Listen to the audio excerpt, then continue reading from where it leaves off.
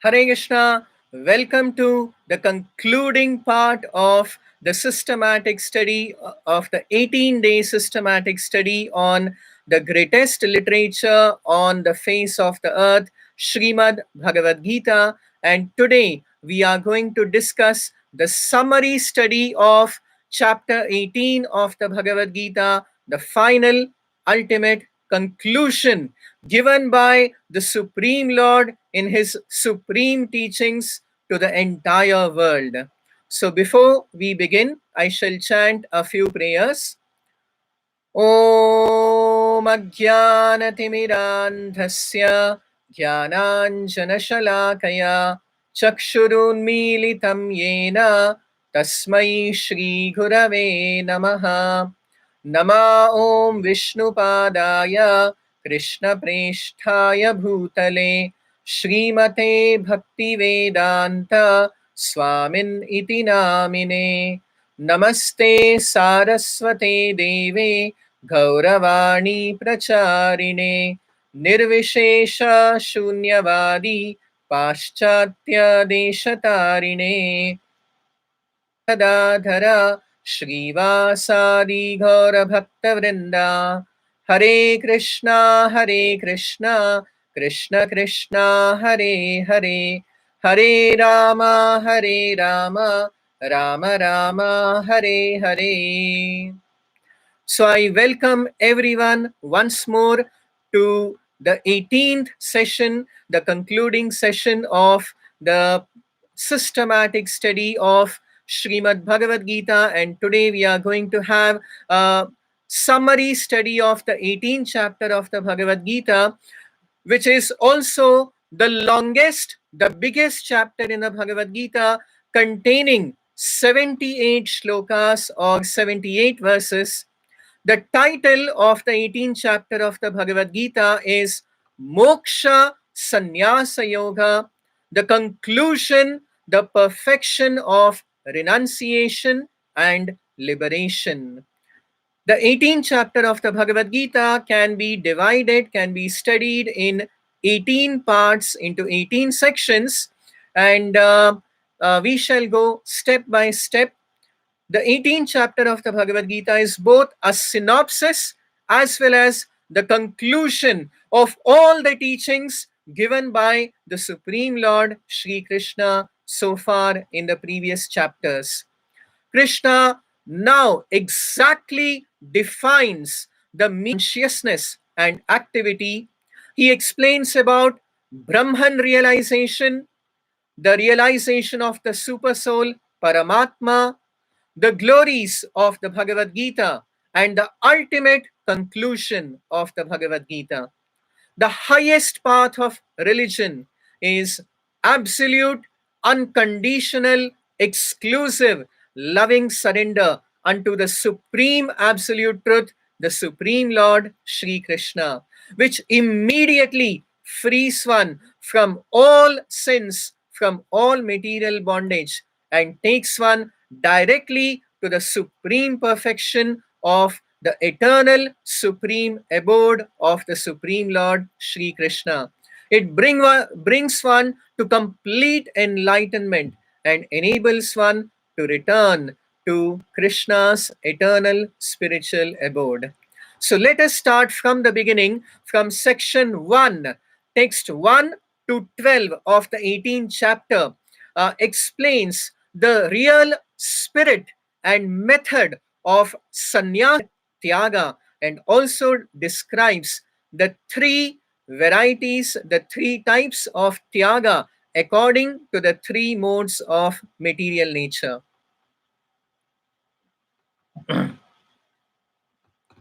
It is to be noted here that already Arjuna has repeatedly asked Krishna at the beginning of the third consciousness to perform actions in this world which will not push a person further into material bondage and entanglement.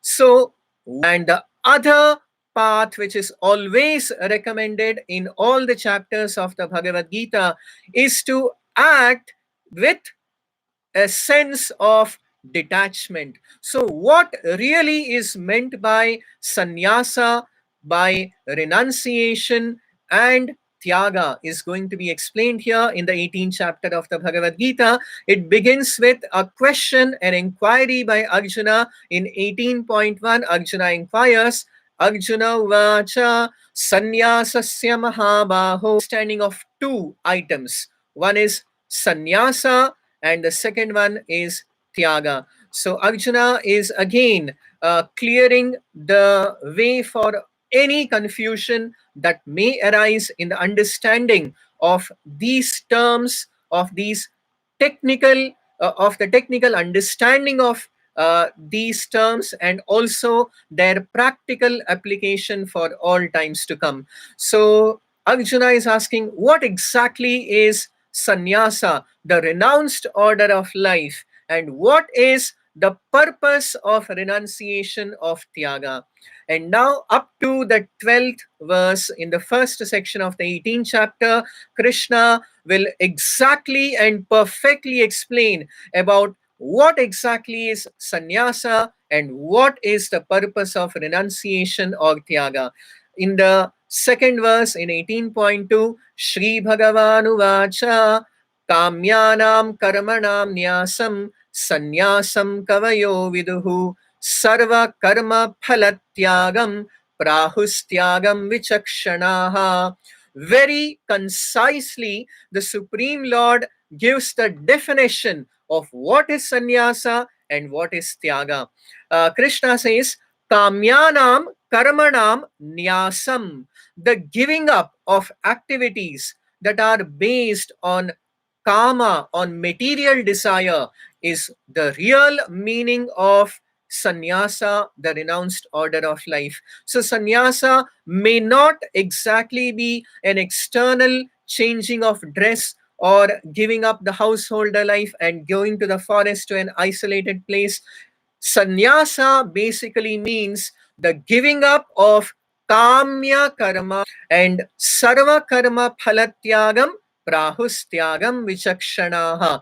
Tyaga is defined here as giving up the karma phala, the results of all our activity. Now, after defining sannyasa and tyaga, Krishna further elaborates that some people declare that all kinds of activities in the material realm should be given up as faulty, whereas some other philosophers and sages maintain that yagna dana tapakarma natyajyam iti cha apare. Some other philosophers maintain that especially acts of yagna, dana, and tapasya, sacrifice, charity, and austerity, should never be abandoned. They must be performed at least as a matter of teaching, of instruct one in the human society. This principle has already been explained in the third chapter of the Bhagavad Gita, that नैव तस्य कृतेनार्थो नाकृतेनेह कश्चन yestu atmaratirev syad. Especially for a self-realized soul, it is mentioned in 3.17 that yestu atmaratirev, which is prescribed for a self-realized soul, a person who has realized his soul, who has attained the stage of atma sakshatkara.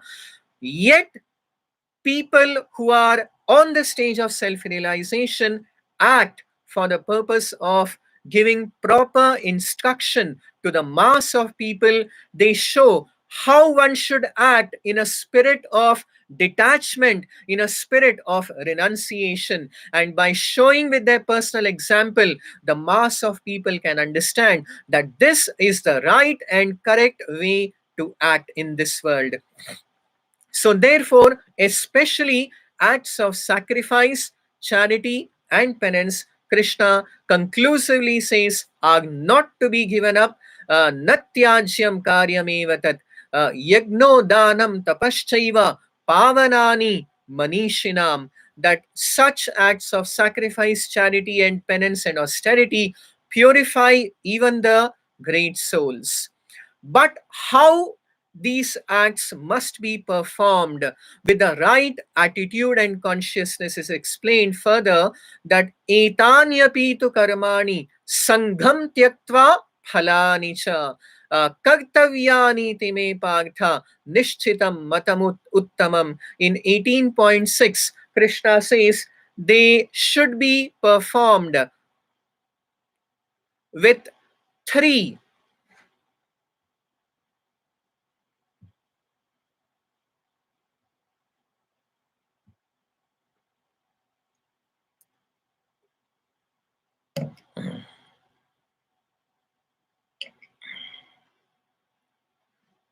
uh, there are three principles in performing action with the correct consciousness.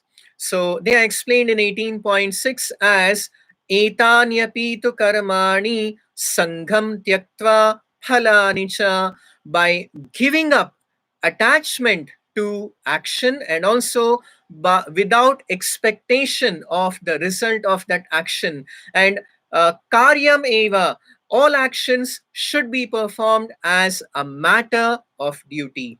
So, whereas a person dukkhamityeva yat karma kaya klesha bhayat tyajed sakritva rajasam tyagam naiva tyaga phalam labhet. In verses 8, 9, and 10, Krishna explains Tyaga, renunciation of three varieties in the three modes of nature. First, uh, Tyaga in the mode of ignorance, Tyaga in the mode of passion, and Sattvika Tyaga. So, prescribed duties which are given up out of illusion is said to be in the mode of ignorance or Tamasika Tyaga. And sometimes when a person gives up one's prescribed duties as dukkhamiti iti eva, as troublesome, or out of bodily discomfort, such renunciation is said to be in the mode of rajoguna or passion, and such action does not lead to any kind of elevation or is of no benefit. Whereas 18.9 explains Tyaga in Sattvaguna or Sattvika Tyaga as Karyamityeva yat karma kaya klesha bhayatyajit sakritva rajasam tyagam naiva tyaga phalam labhet. When renunciation is done uh, as a matter of duty, as it ought to be done according to the prescription and guidance of the scriptures, at the right time, in the right spirit, while renouncing all material association and all attachment to the fruit of such a renunciation. So this is Sattvika Tyaga, or in the mode of goodness. न द्वेष्टि अकुशलं कर्म कुशलेन अनुषज्यते त्यागी सत्त्वसमाविष्टो मेधावी छिन्न संशयः. Actually, a proper tyagi, a person who is renouncing wisely with proper intelligence in the mode of goodness, he is neither hateful of any kind of inauspicious or troublesome work, nor is he attached to any kind of favorable work, and he has no doubts. Chinna samshayaha, all his doubts about action have been eradicated. So Krishna further explains that it is impossible for any embodied being to completely give up all actions, but yestu karma phalatyagi satyagi tyabhidhiyate. But one is a real and renouncer. One is properly situated in renunciation when he gives up the fruits of action.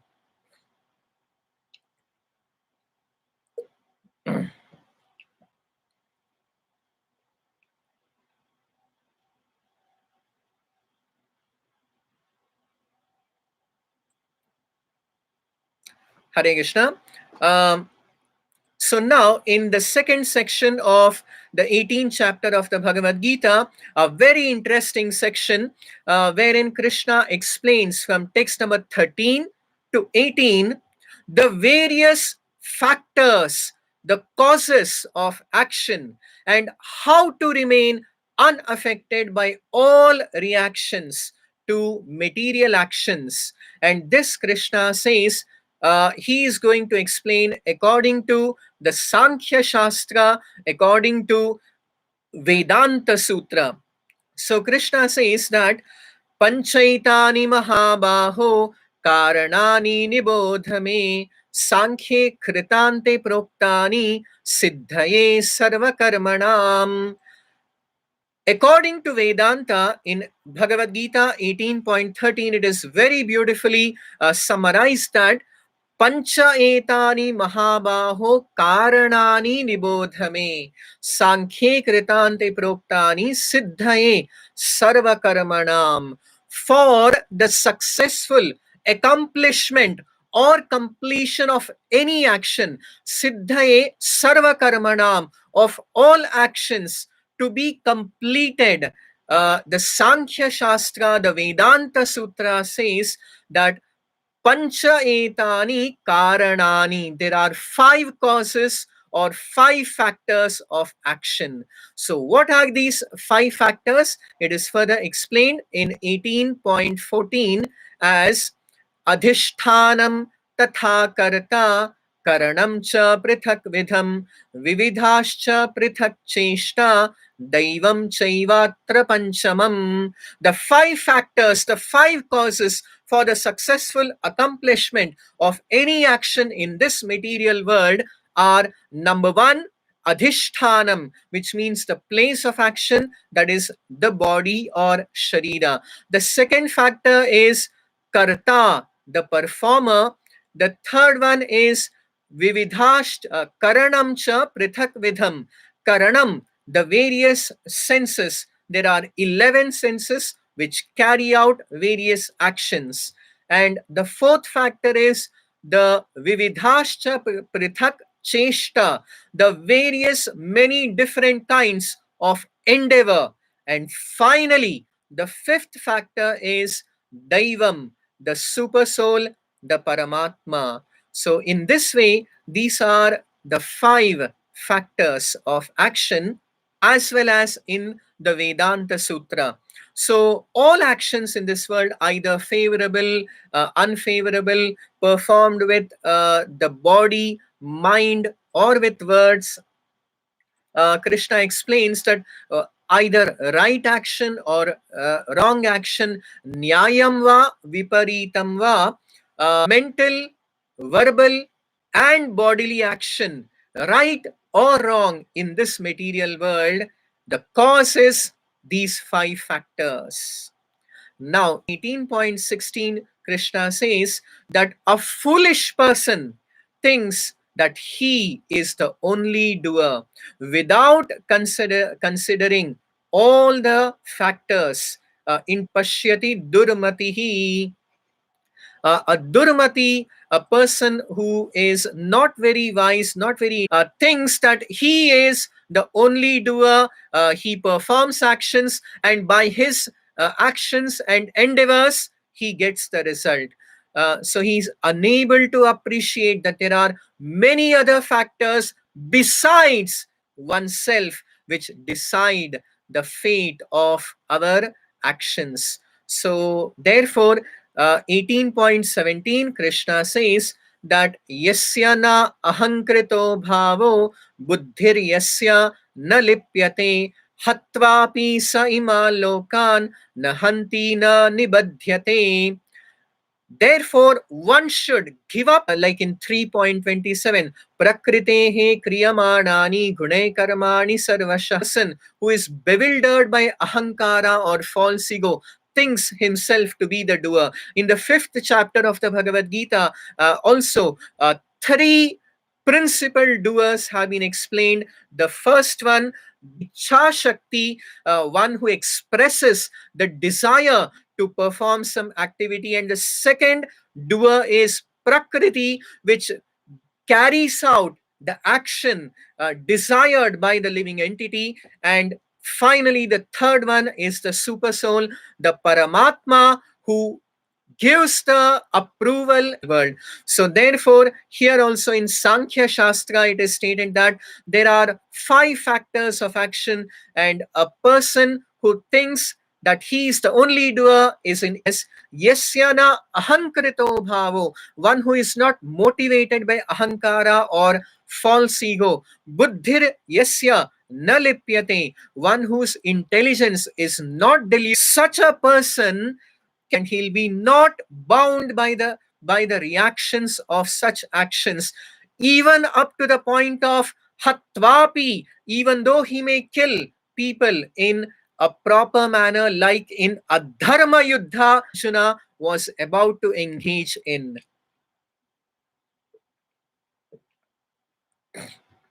And finally, in 18.18, Krishna says that Jnanam Gneyam Parignyata Trividha Karma Chodana Karanam Karma Karteti Trividha Karma Sangraha, concluding his explanation of the analysis of karma or action according to Sankhya Shastra and according to Vedanta. Krishna explains us that motivate, that inspire, that drive action. Karma chodana, that initiate any action, and they are gnanam, knowledge. Second one is niyam, the object of knowledge, and the knower, parignyata. These are the 3 factors that motivate action, and the 3 karma sangraha, the 3 constituents of all action in this material world are the karanam, the senses, the work itself, and the karta or the doer. So in this way, Krishna explains how one should act perfectly uh, according to the instructions of the Vedanta Sutra.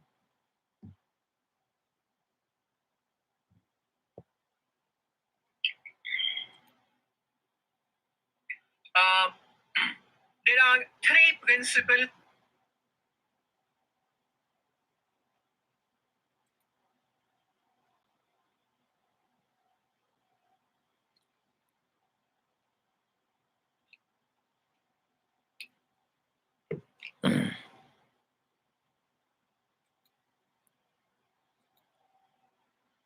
Now, moving to the next part of the next section of the 18th chapter of the Bhagavad Gita, section 3, from text number 19 to 22, explains the 3 types of knowledge according to the 3 modes of material nature. So, according to the 3 different modes of material nature, there are 3 kinds of jnana, and 3 kinds of karma, and 3 kinds of karta. Uh, Jnana, karma, and karta are now going to be explained. So in 18.20 to 22, Krishna explains Sattvika Jnana, Rajasika Jnana, and Tamasika Jnana.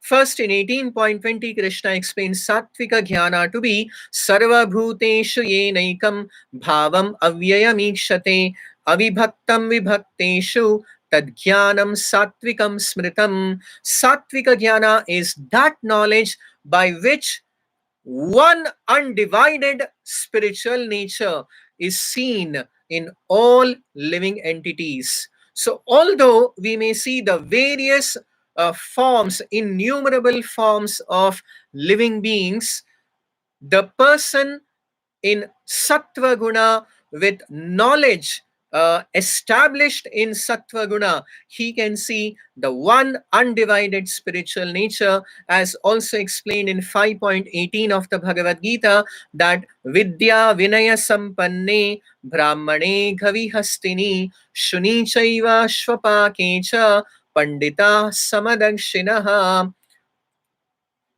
that a person with spiritual vision. He sees all the various living entities. He does not take into consideration their external material coverings of the material bodies, but sees the spiritual nature of the spirit soul in all embodied beings. Whereas knowledge in Rajoguna is that knowledge by which one sees all the various different bodily forms and thinks that a different type of living entity is there in all the various living beings. And this actually is knowledge in Rajoguna or passion.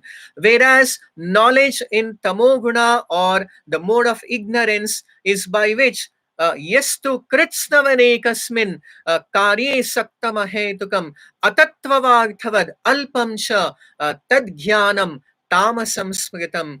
One is just attached to one kind of work as everything, as all in all, without knowledge of any higher principle in life, and which is also very, very meager and insignificant. So, such is jnana in the three modes of material nature.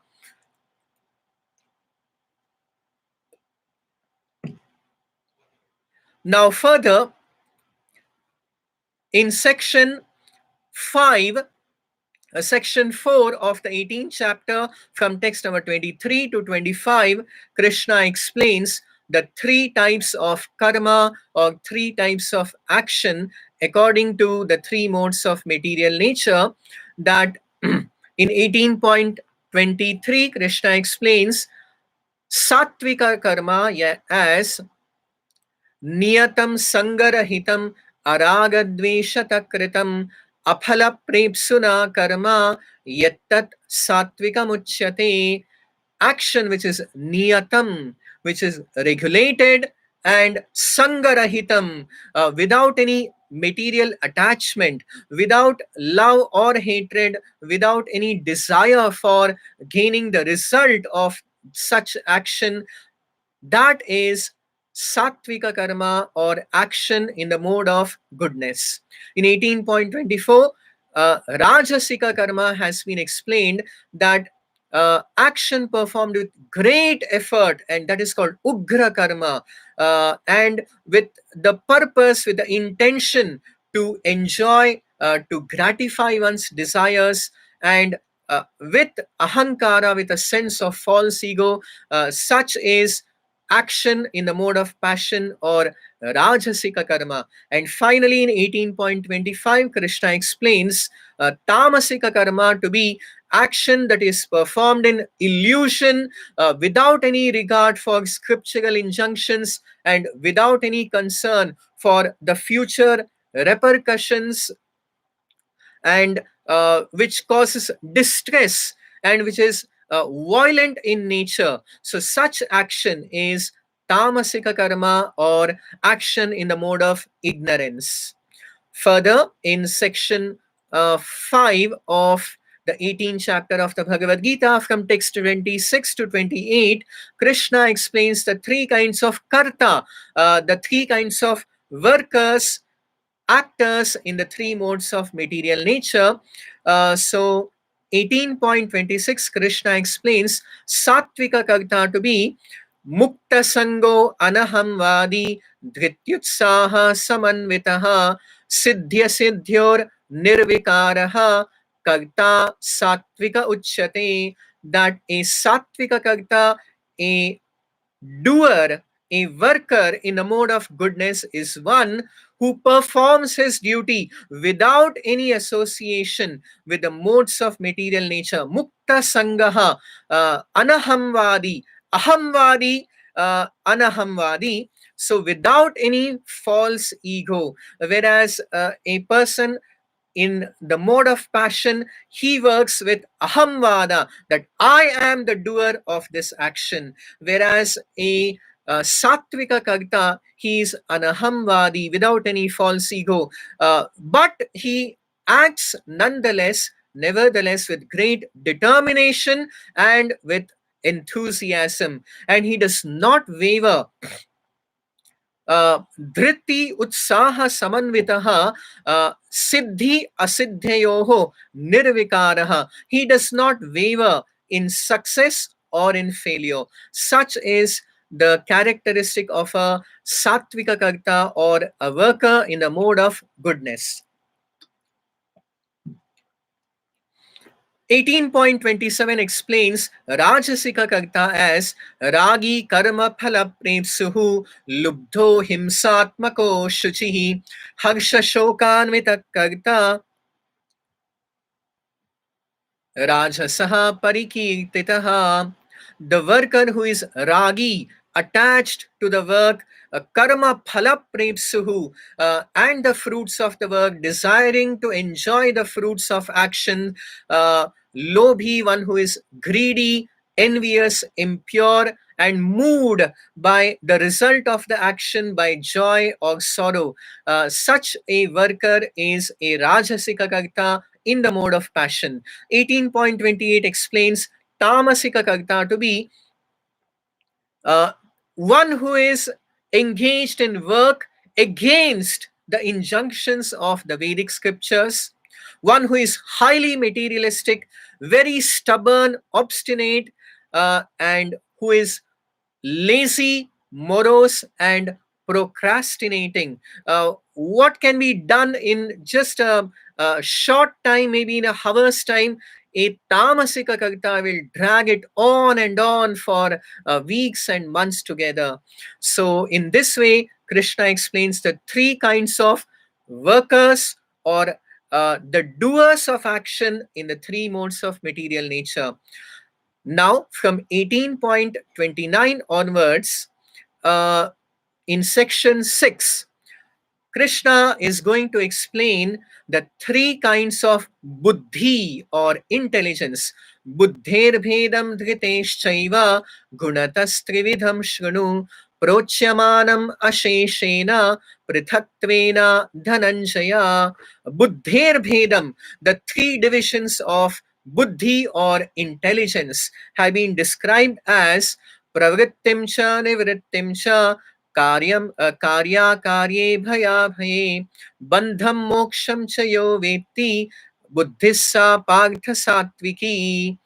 A person who has intelligence fixed in the mode of goodness, such a person, the understanding by which he knows pravrittim cha nivrittim cha, what needs to be done and what ought not to be done, what is to be feared and what is not to be feared, what is binding, what causes bondage, and what leads to moksha or liberation. So, this kind of a proper understanding is intelligence or buddhi in the mode of goodness. In 18.31, Krishna explains Yaya dharmam adharmam cha karyam cha karyameva cha ayathavat prajanati buddhissa partha rajasi. Whereas Rajasika Buddhi cannot distinguish properly between what is dharma, what is adharma, what is religion, what is irreligion, between action that should be performed or should be given up. So, such kind of a confused state of intelligence is in the mode of passion. And 18.32 explains Tamasika Buddhi. This is always very, very special. Tamasika state of existence is अधर्मम धर्ममितिया मन्यते तमसावृता सर्वार्थान विपरीतांश्च buddhi sa partha tamasi. At least in the mode of passion, there is some confusion. What is right, what is wrong. But in the mode of ignorance, or in tamoguna, one is exactly sarvaitani viparitani. One is completely on the opposite side. What should not be done, what is irreligion, is accepted by a person with tamasika buddhi to be religion. What should be given up, what is nivritti, will be taken up as pravritti by the intelligence of a person in tamoguna. So, in this way, adharmam dharmamitiya manyate tamasavrita sarvarthan viparitamscha buddhi sa partha tamasi. So, such intelligence is intelligence in the mode of tamoguna.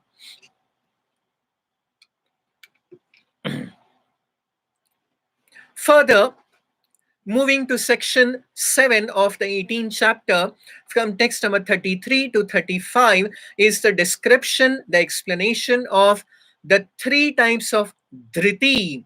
Dhriti means determination, according to the three modes of material nature, sattvaguna, rajoguna, and tamoguna. So 18.33 explains sattvika dhriti, or determination in the mode of goodness, to be धृत्या यया धारयते मनः प्राणेन्द्रिय क्रियाः योगेन अव्यभिचारिण्या, the practice of yoga, and by which one controls the activities of the mind, life force, the prana, and the senses.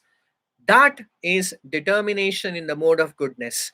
18.34 explains Rajasika Dhriti to be that by which one holds steadfast to karma, or fruitive results in dharma, artha, and kama. Dhrityaya dharayate manah pranendriya kriyaha yogena vyabhicharinya dhritissa partha satviki yaya dharmam, determination by which one is attached to religion, economic development, and sense gratification, is of the nature of passion, or Rajasika Dhriti. And later in 18.35, Krishna explains Tamasika Dhriti, or determination, which is in Tamoguna or Tamasika Dhriti, to be yaya swapnam bhayam shokam vishadam madameva cha न vimunchati durmedha dhritissa pagdhatamasi. Actually, dhriti, or determination, is a very, very powerful energy which gives us the impetus to achieve, to accomplish something in this world. But tamasika dhriti, determination in the mode of ignorance, is such that it does not go beyond daydreaming. Yaya dhritya yaya dharayate yaya swapnam bhayam moksham. One who simply imagines that I shall do this, I shall do that, I shall achieve this, I shall achieve that, and finally, so the determination may be there, but when it comes to the point, the level of performing, of translating that dhriti, that determination, into karyam, into action, that person completely fails. So therefore, determination which cannot go beyond the point of dreaming, of expecting, lamentation, moroseness, and illusion. So such determination is tamasika dhriti, or in the mode of darkness. Later, in section 8 of the 18th chapter of the Bhagavad Gita, from text number 36, Trividham Shrunu me Bharatang Shabha Abhyasad Ramate Yatra Dukkham Tam Cha Nigachati. The three types of happiness that people experience in this world according to the three modes of material nature. So 18.37 very beautifully explains first happiness in the mode of goodness, or sattvika sukha.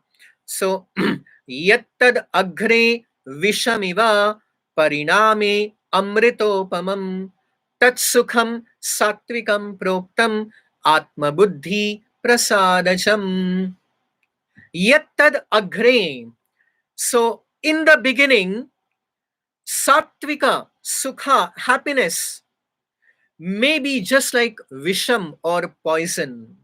But finally, at the end, yattad agre vishamiva pariname, but finally, amritopamam, happiness which is like nectar, that which gives enlightenment, one which awakens one to Atma Sakshatkara, or self realization.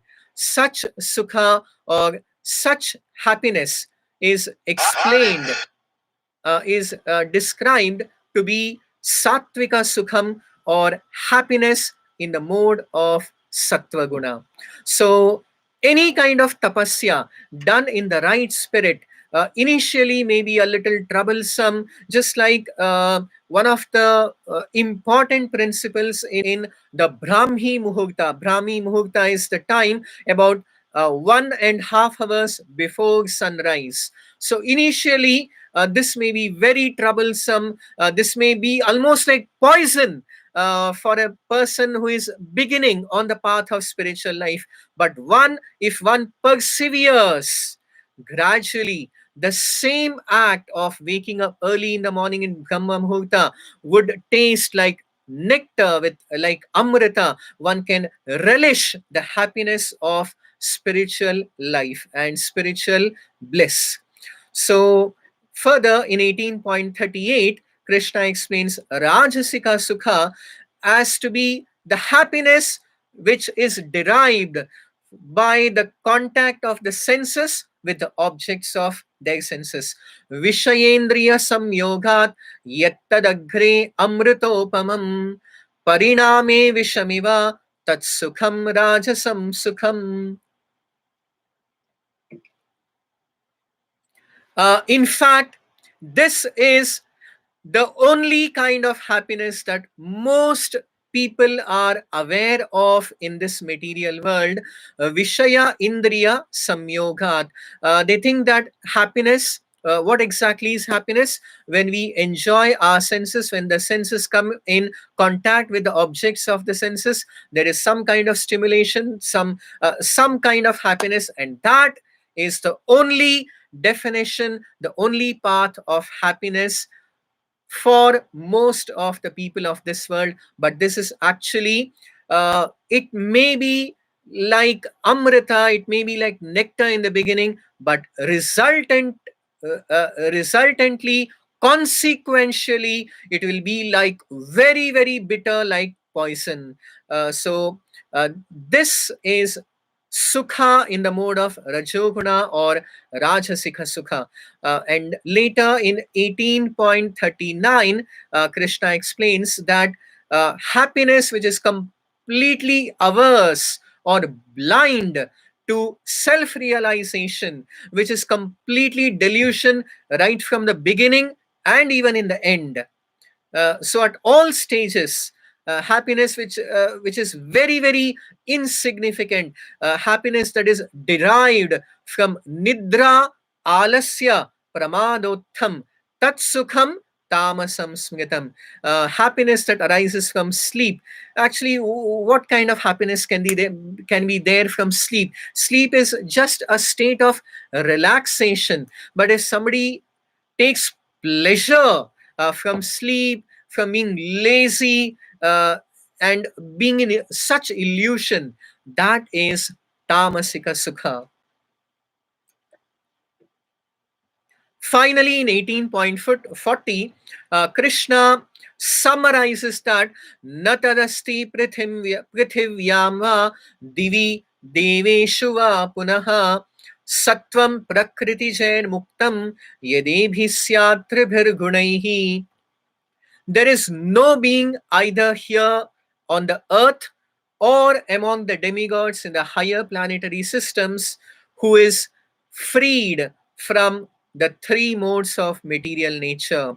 And therefore, the process of adhyatma, spiritual life, is very, very special.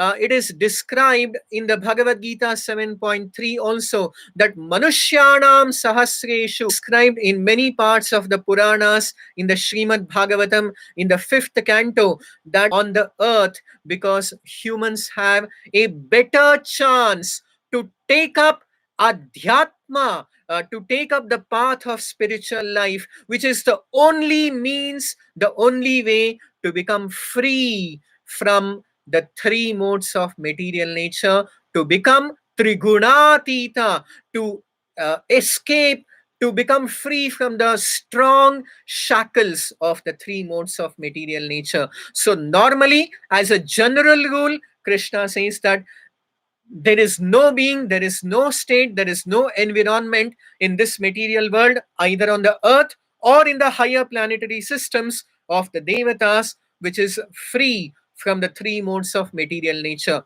So, therefore, the most special people in the whole world, in all the three worlds, are the spiritualists, the transcendentalists who aspire, who are on the path of becoming Trigunatita, to overcome the three modes of material nature. They are honored, respected, and worshipped not only by the human beings but even by the Devatas. Now, moving to the next part, the next section, section 9 of the 18th chapter, from text number 41 to 49. Krishna now explains about the four varnas of Brahmana, Kshatriya, Vaishya, and Shudra, and how the all these sections of society can attain the supreme perfection by engaging in their prescribed duties. So, first Krishna explains about ब्राह्मण क्षत्रिय विशाम शूद्राणाम च परंतप कर्माणि प्रविभक्तानि स्वभाव प्रभवैर गुणैः. According to these three modes of material nature, the human society can be divided into these four sections of Brahmana, Kshatriya, Visham, Shudranam cha Parantapa. It is very important to note here that throughout the Bhagavad Gita, a few places wherever the four varnas of Brahmana, Kshatriya, Vaishya, and Shudra have been mentioned and have been explained, nowhere does the word Janma has been used. Always the division of the human society according to the four Varnas has been explained to be according to guna karma, according to the nature and according to the work of a person, and nor is there any kind of discrimination among any of these four classes of society. Every time Krishna has explained in the Bhagavad Gita that all the four sections of the society, all the four classes of society can attain the supreme perfection of life, and that is going to be explained here as well in uh, text number 41 to 49. First, Krishna explains the nature of a Brahmana to be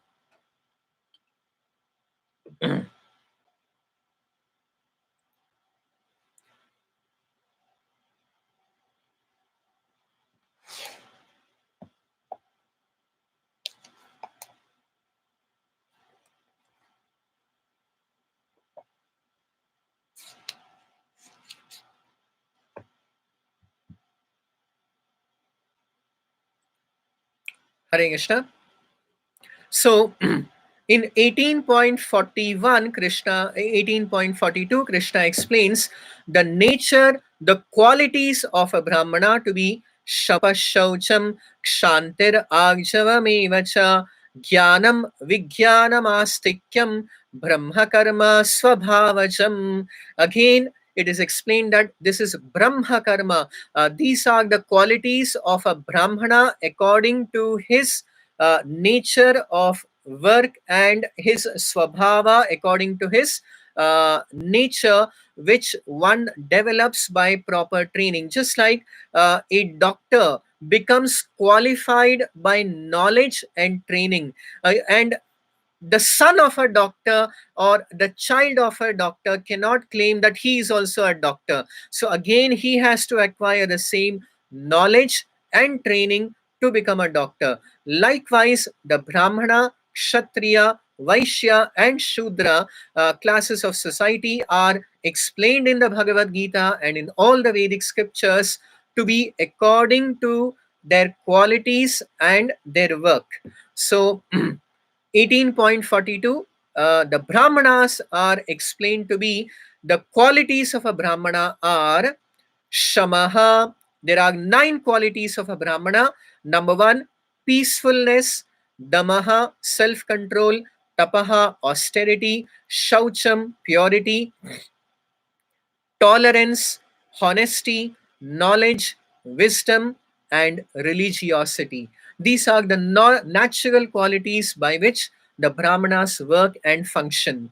18.43 explains the qualities of Kshatriya to be heroism, power, determination, courage in battle, yuddhe chapi apalayanam, danam, generosity, Ishvara Bhavascha, leadership. So, leadership qualities, heroism, courage in battle. So, these are the natural qualities of Akshatriya, whereas Krishi, Gorakshya, Vanijyam, Vaishya Karma, Swabhavajam, Paricharyatmakam, Karma, Shudrasyapi, Swabhavajam. For the Vaishyas, the natural work has been described to be 3. They are Krishi, farming; Goraksha, cow protection; and for the Shudras, it is labor. Now, labor is not something derogatory. In fact, practically all the people engaged today, everyone aspires to be employed in the software sector, in IT sector, in all these things. So, to be an employee itself is to be a Shudra. So, being the owner of that company is like being a Vaishya. To be an administrator is the nature of a Kshatriya, and to be society is the work of a Brahmana. And a spiritualist, a transcendentalist, is the guide for all the 4 classes and sections of society.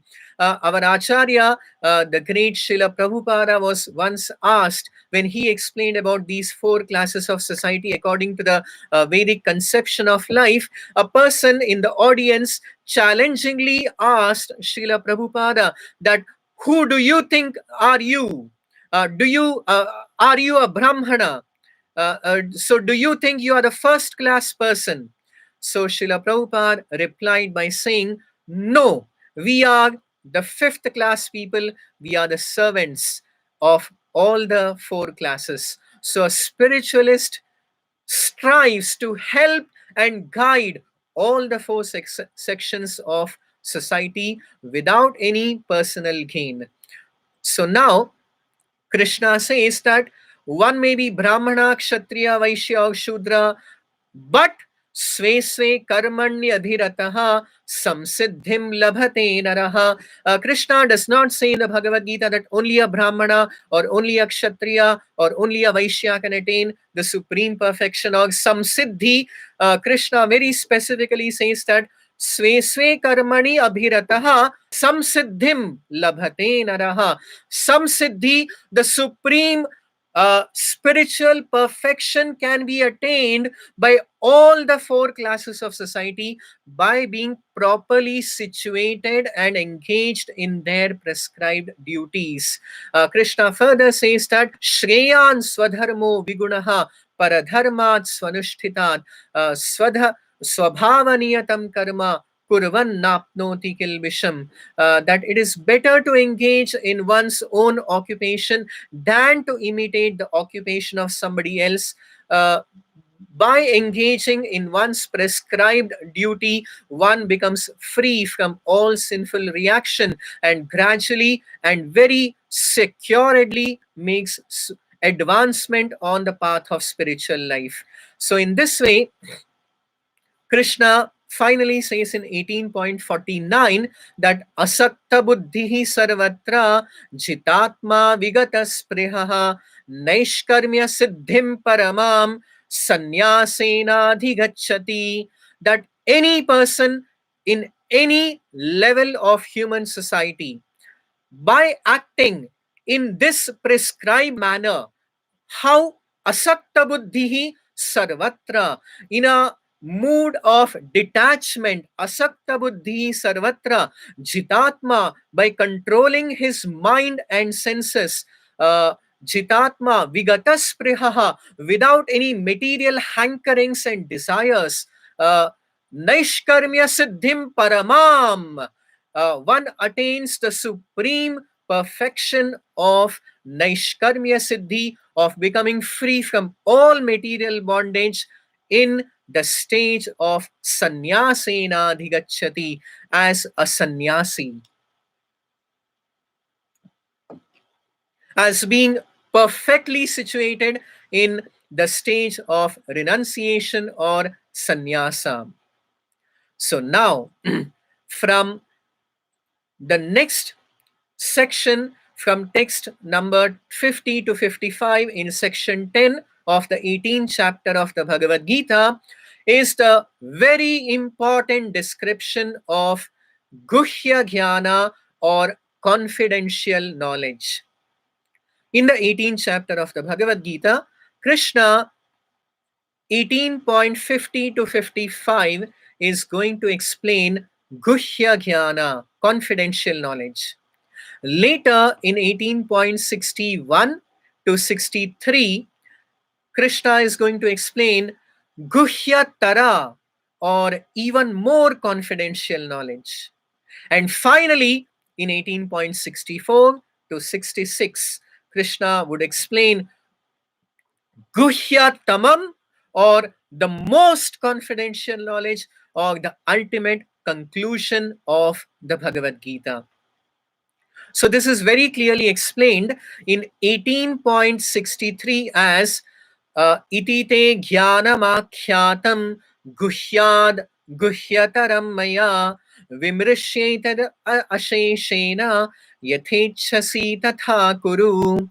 Krishna says in 18.63 that till now I have explained to you Guhya Jnana, which is specifically explained in 18.50 to 55, and then uh, Guhyataram, the Guhyataram knowledge is explained in 18.61 to 62, and next Krishna says that Sarva Guhyatamam Bhuyaha.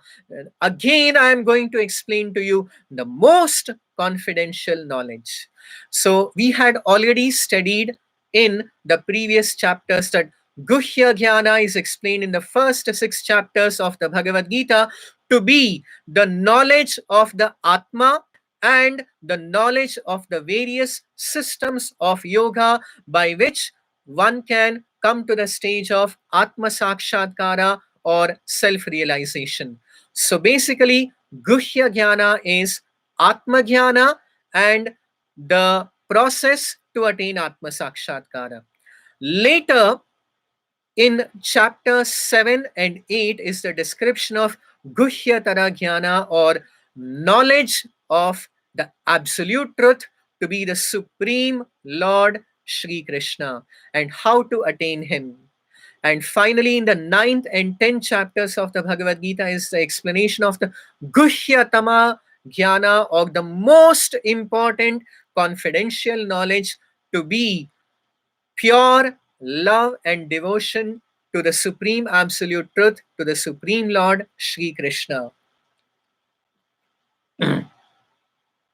Now, in the 18th chapter, a slightly different perspective of the confidential, more confidential, and the most confidential, the important, more important, and the most important knowledge is given in terms of the realization of Paramasatya, or the Supreme Absolute Truth.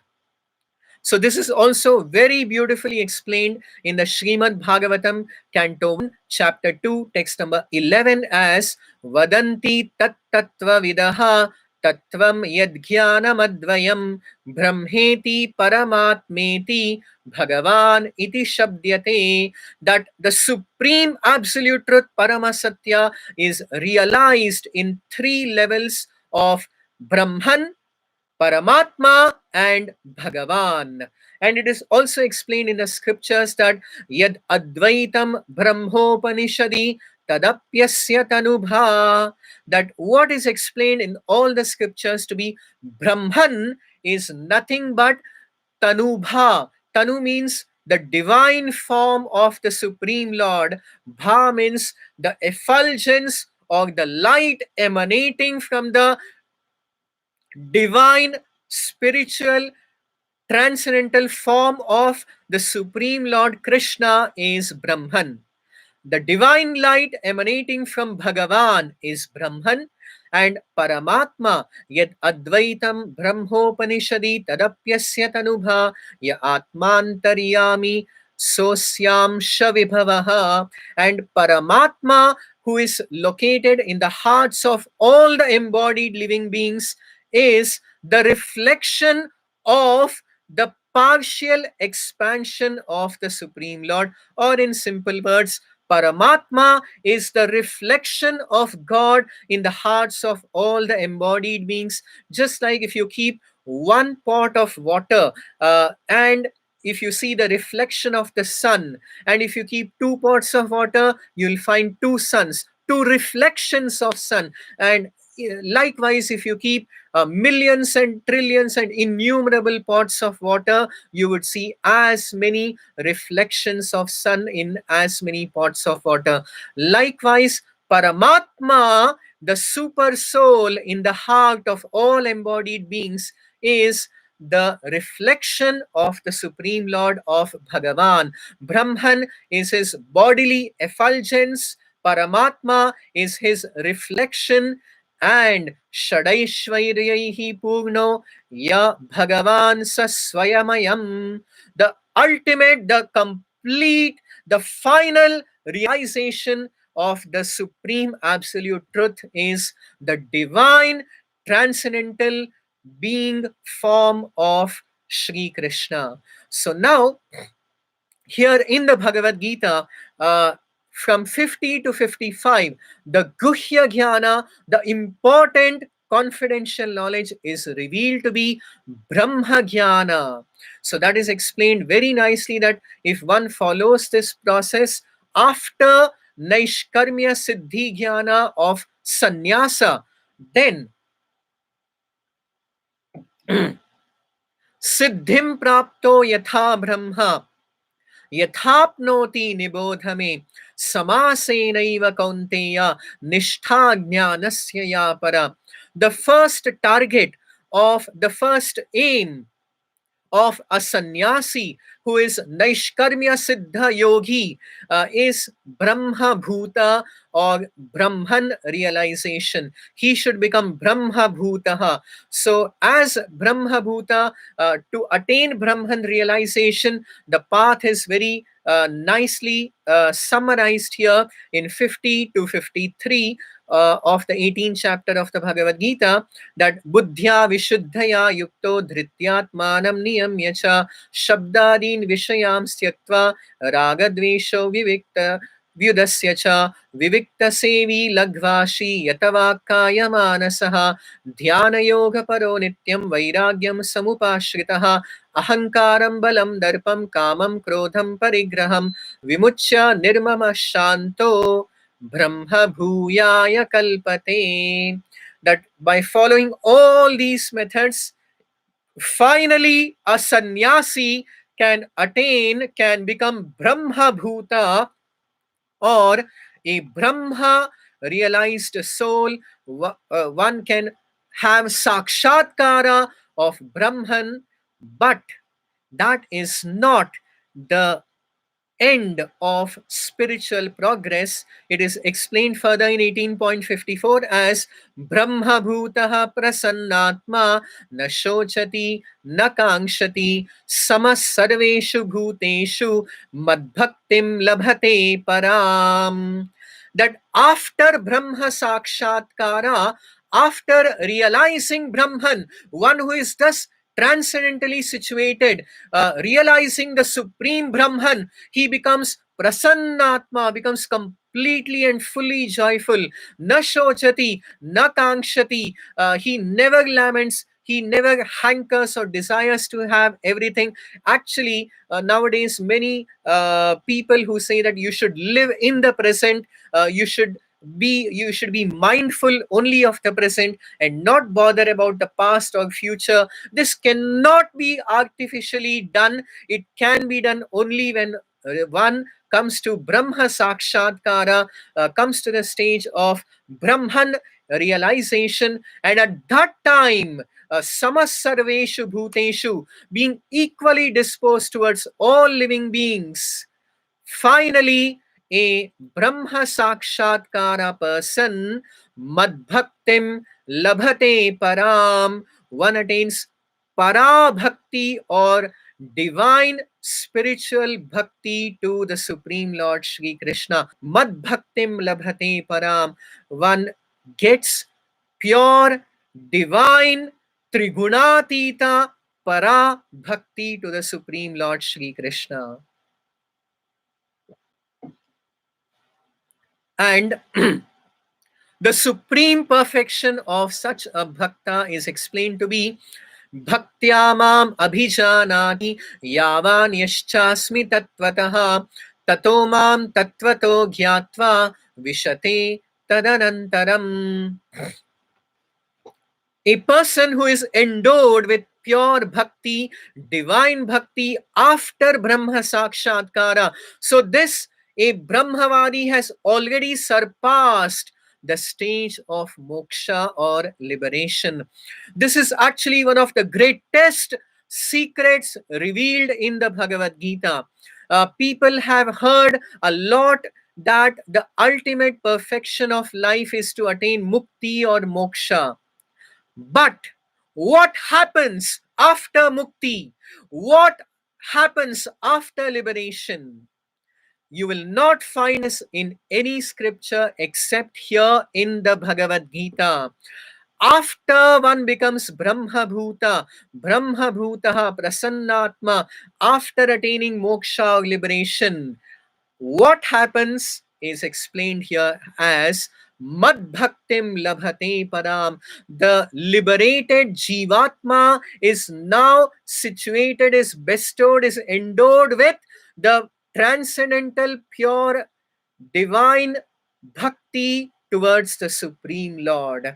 So, real bhakti begins only after moksha, only after liberation. And after attaining such pure divine love towards the Supreme Lord, Krishna says, such a pure devotee enters into the eternal divine kingdom of God, the spiritual world. Vishate tad anantaram. After this stage, he attains the supreme kingdom of the Supreme Lord Shri Krishna. Further, Krishna explains in 18 point in the section 11 from text 56 to 60, Krishna explains how acting always under his supreme protection, always conscious of him, his devotee transcends all the obstacles of material conditional life and finally reaches the spiritual kingdom by his grace. In 18.58, Krishna says that Matchittaha sarvadurghani matprasadat tarishyasi athachetvam ahankarat nashroshyasi vinangshyasi. So, the secret of spiritual progress is Matchittaha, to always be conscious of the Supreme Lord by any of the 9 processes of bhakti, of Shravanam, Kirtanam, Smaranam, Padasevanam, and in that way, Sarva Durghani Mat Prasadat Tarishyasi. Krishna says that by my grace, you will be able to surmount all Sarva Durghani, all the obstacles of material existence, of kala, karma, guna, of everything, of janma, mrityu, jara, vyadhi, all these sarva durghani, tarishyasi, you can overcome them mat prasadat by the divine grace of the Supreme Lord Shri Krishna. And if one does not follow this path and follows the path of being dictated and guided by one's own false ego, by ahankara, then Krishna says, Nashroshyasi. If you do not hear to my words and instead be guided by your own false ego, then Arjuna, Vinangshyasi, you will again fall down into the whirlpool of material existence. And therefore, now Krishna further proceeds to section 12 of the 18th chapter of the Bhagavad Gita, from text 61 to 63, is the explanation of the more confidential knowledge, or Guhyatara Jnana, the higher level of the realization of the absolute truth, higher than Brahma Sakshatkara, is Paramatma Sakshatkara. Brahmeti Paramatmeti. So, as Paramatma, Krishna says in 18.61 that Ishvaraha Sarva Bhutanam Hriddeshe Janatishthati Brahmayan Sarva Bhutani Yantrarudhani Mayaya. The Supreme Lord is situated in the hearts of all the living beings who are driven by the modes of material nature, in this material body, which is compared to a machine manufactured by Prakriti, by Mother Nature. So, how wonderful this machine is manufactured in the womb of the mother in 9 months, all the various senses, our limbs, our cells. So, this is the wonderful machine of the body manufactured by Prakriti, by nature. And the Supreme Lord is present in the hearts of all embodied living beings as the Paramatma. This was also explained earlier in 15.15 of the Bhagavad Gita, that Sarvasya Chaham Hridi Sannivishto Mattaha Smritir Jnanamapohanam Cha. Krishna had already explained earlier that he is seated as the Paramatma in the hearts of all the living beings. The Paramatma is like the reflection of God in the hearts of all the living beings. Now, after Paramatma Sakshatkara, what should one do? That is explained in 18.62 as Tameva Sharanam Gacha Sarvabhavena Bharata Tat Prasadat Param Shantim Sthanam Prapsyasi Shashvatam. Tam eva sharanam gacha sarvabhavena bharata. One should completely surrender to the Supreme Lord as Paramatma, surrender unto the Paramatma utterly, and tat prasadat, by the grace and mercy of Paramatma, one can attain transcendental peace and the supreme eternal abode of the Supreme Lord. And now in 18.63, Krishna says, Iti te jnanamakhyatam guhyad guhyataram maya vimrishetadasheshena yatha ichhasi tatha kuru. This is a very important uh, verse in the Bhagavad Gita. Krishna says that so far I have given you the Guhya Jnana as well as the Guhyatara Jnana. Guhya Jnana is Brahmavada, Brahma Sakshatkara, and Guhyatara, more important, more confidential, is Paramatma Sakshatkara, the realization of the super soul. And Krishna says that I have given you all these instructions. But Krishna does not say to Arjuna that now you have to follow whatever I have given, whatever I have instructed you. Krishna, he says that Yatha ichhasi tatha kuru. You may act, you may choose to act as you decide, as you please. So this is the free will given to each and every Jivatma by the Supreme Lord. The Supreme Lord gives us all good counsel, gives us all the best instruction of the Bhagavad Gita, but he does not force the Jivatma that you have to follow what I am saying. He has given the free will that you can do as you wish to. Yatha ichhasi tatha kuru. So therefore, the Supreme Lord has this two energies, the Jiva Shakti and the Jada Shakti. The Jada Shakti is dull matter, whereas the Jiva Shakti has got Ichha Shakti. It has got free will by which it can choose to decide what course of action it is going to take. Now, coming to section 13, the most important, the most confidential knowledge of the entire teachings of the Bhagavad Gita. In 18.64, Krishna says, Sarva guhyatamam bhuyaha shrunu me paramam vachaha ishtosi me dhridamiti tato vakshyami te hitam. Sarva guhyatamam. This verse, Krishna has used all superlatives, all superlatives.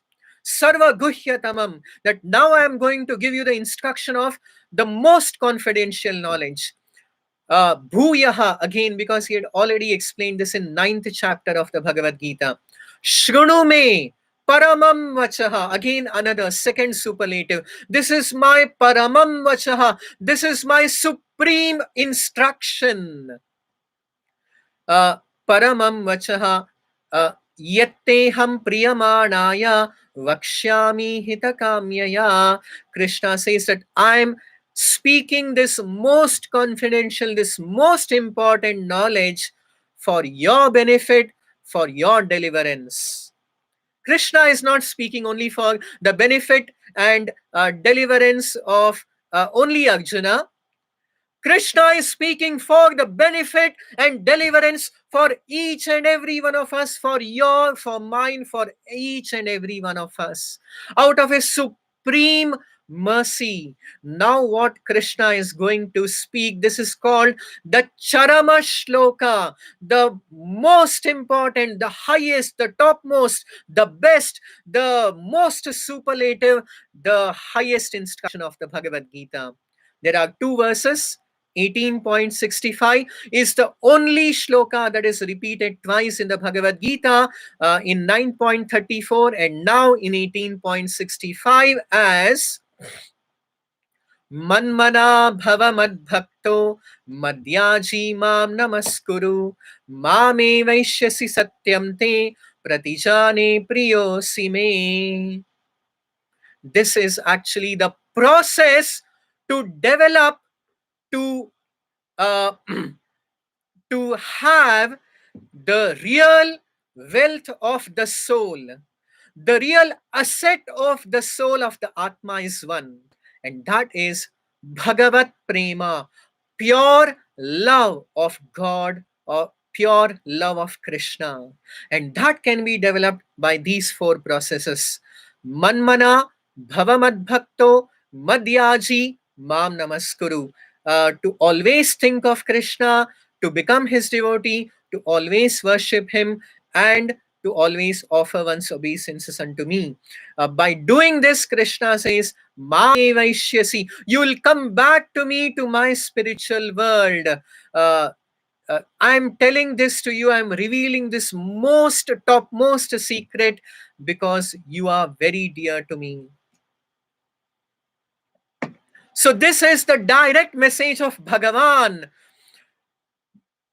Lord, the Supreme Lord God has come with a best message, with a most secret message to each and every one of us. He's directly giving it to, delivering it to the Jivatma.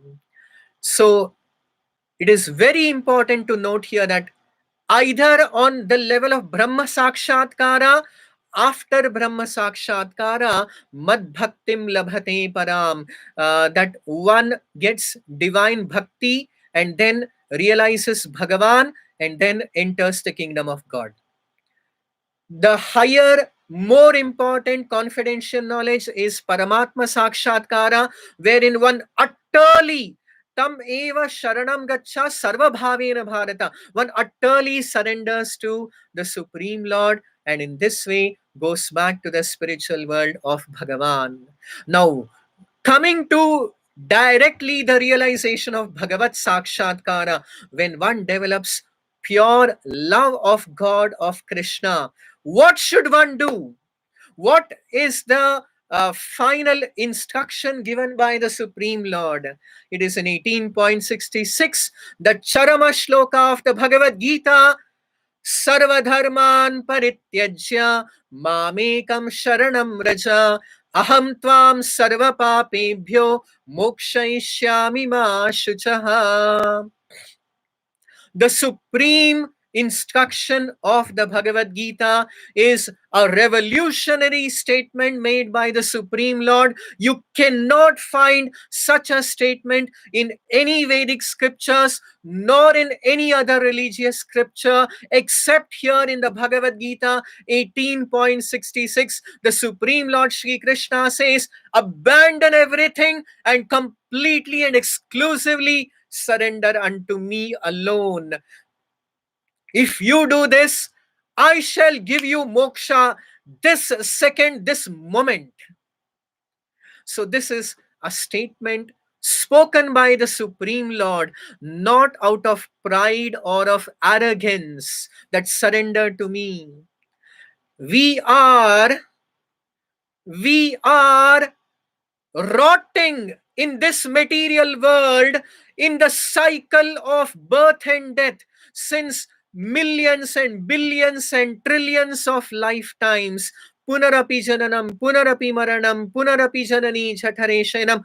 When by and even by the slow motion process of dharma, artha, kama, moksha, when we will get disillusion from the path of artha, kama, and sink into the ocean of samsara, we don't know. So this slow motion process is not going to work. We need the direct, the fastest, the immediate, the most effective path, and that is given here.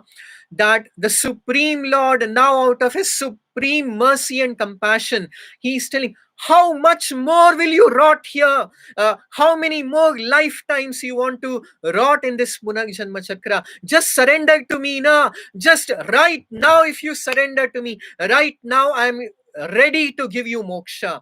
Moksha ishyami. And in case if somebody has got some hesitation, some fear that if I completely surrender to Krishna, what may happen? Krishna again gives complete and full assurance. Ma shuchaha. Krishna is holding his hand, Abhaya Hasta, saying that Ma shuchaha, do not fear, I shall protect you.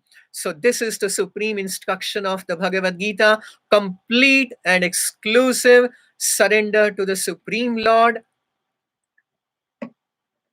If after hearing this instruction of the Bhagavad Gita, if anyone thinks, yes, I have been rotting in this material world, in the cycle of birth and death since billions and trillions of lifetimes, one life, this one life, let me at least make an attempt and an experiment. Let me surrender to the Supreme Lord Sri Krishna. He is saying that I shall give you liberation.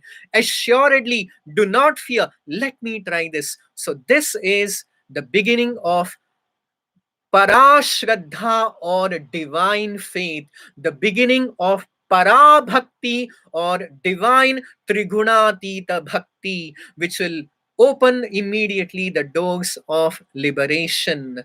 So either as one reaches Brahma Sakshatkara, one has to further develop Parabhakti and then knowledge of God Krishna and then surrender to Krishna and enter the supreme eternal kingdom of Krishna. If one attains Paramatma Sakshatkara, the higher level, even then one has to utterly surrender to Krishna and then go back to this supreme spiritual kingdom of God.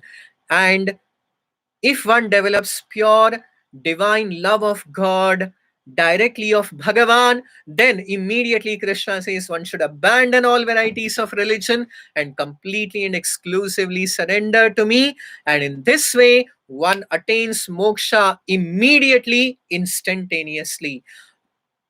Now, in 18.67, in section 14 of the 18th chapter, text 67 to 69, Krishna explains, Idam te na abhaktaya, uh, idam te na tapascaya na bhaktaya kadachana nacha ashrushave rajan nachamamyo abhyasuyati.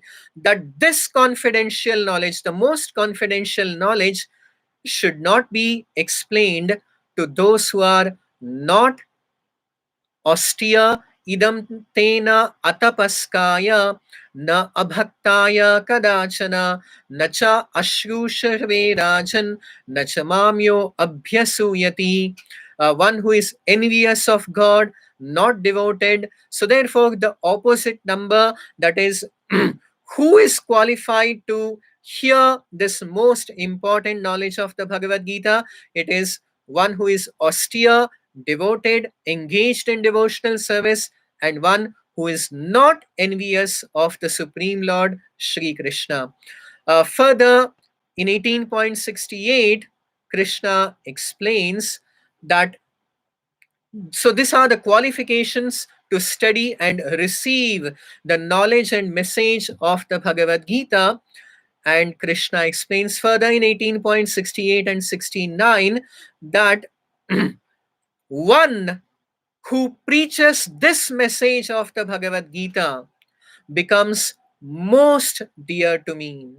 So it is very, very important that uh, Krishna says that Nacha tasman manushyeshu kaschin me priyakrittamaha bhavita nacha me tasmad anya priyataro bhuvi. For one who explains the supreme secret of the message of the Bhagavad Gita, the message of Bhagavan, of the Supreme Lord to all the jivatmas of this world.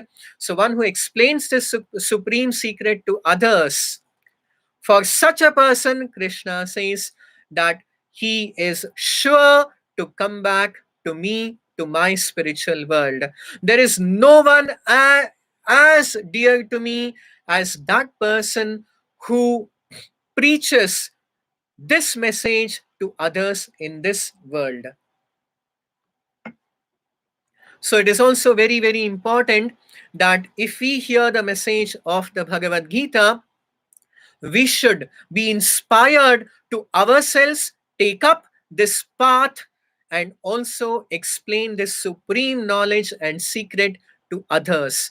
By this, one becomes dearmost, dearmost to the Supreme Lord Sri Krishna.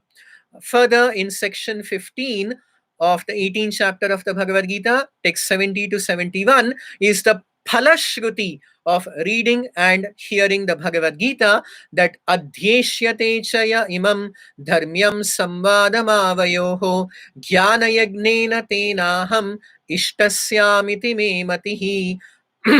Krishna says that I declare that anyone who studies this Bhagavad Gita, this sacred conversation of ours, he worships me by his intelligence. Jnana yagnena tenaham ishtahasyam iti me matihi. That the best way to worship Krishna is to study the Bhagavad Gita. In Shraddhavan 18.71, Krishna says that anyone who listens with faith, without envy, he immediately becomes free from all sinful reactions and attains to the supreme planet.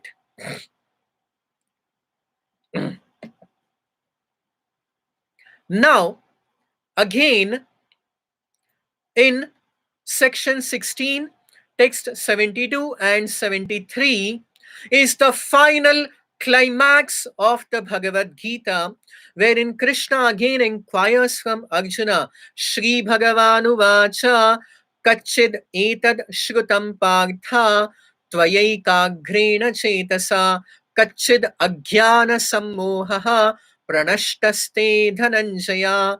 Dhananjaya, O Arjuna, have you heard all that I have spoken to you with proper attention, with proper understanding? Have you heard all this with an attentive mind? Kachidetat shrutam partha tvayaika agrena chetasa kachida jnana sammohaha pranashtaste dhananjaya. Is your ignorance, is your illusion now dispelled? So it is also the duty of the guru, of the spiritual master, to check with his disciple that has he understood what instruction he has imparted. It is not that the guru or the spiritual master should be like a tape recorder and go on speaking without bothering or caring to know about the understanding of the disciple. So here Krishna is asking Arjuna that is your ignorance, is your confusion dispelled now? Have you heard my instructions with proper care and attention? And in 18.73 is the reaction, the response of Arjuna after hearing the entire Bhagavad Gita. The Bhagavad Gita began with Arjuna Vishada Yoga, with the complete delusion of Arjuna. And now, after hearing the Bhagavad Gita, Arjuna is expressing Arjuna Vacha Nashto Mohaha Smritir Labdha Tvat Prasadat Mayachyuta Sthitosmi Gata Sandehaha Karishyē Vachanam Tava. Arjuna says that Nashto Mohaha Smritir Labdha. All my illusion is now completely gone. Smritir Labdha. I have regained my original memory Tvat Prasadat by your mercy. Sthitosmi Gata Sandehaha. I am now firm, free from all doubt. And the most important thing that Arjuna says here is Karishye Vachanam Tava. Arjuna says that Krishna, I shall do as you have instructed me. So it is very important to note here that Krishna told Arjuna in 18.63 that Yatha Ichhasi Tatha Kuru. You may do as you choose. And Arjuna has chosen now that Karishye Vachanam Tava, that I shall do as you have instructed me. So, in fact, the Supreme Lord Krishna has given this free will to all of us that Yatha Ichhasi Tatha Kuru. God has told each and every one of us that you can do as you wish. And what do? We do Karishye Vachanam Mama. I shall do as I please. Whereas an enlightened soul like Arjuna says, Karishye Vachanam Tava. Krishna, I shall do as you have instructed me. So always we have the choice whether to Karishye Vachanam Mama or Karishye Vachanam Tava. Whether we follow the instructions of our false ego, of our ahankara, or we follow the instruction of the Supreme Lord as given in the Bhagavad Gita. Now, finally, in section 17 of the 18th chapter of the Bhagavad Gita, text 74 to 77, is the expression of the supreme joy experienced by Sanjaya. Sanjaya uvacha ityaham vasudevasya parthasya cha mahatmanaha samvadam imam ashgausham adbhutam romahagshanam. So it is such a wonderful, such a remarkable, such a hair-raising conversation, Sanjaya says, that I am most blessed to hear this sacred conversation between the Supreme Lord, Vasudeva, and Arjuna. And in this way, Sanjaya says that I have heard this most wonderful message that my hair is standing on end.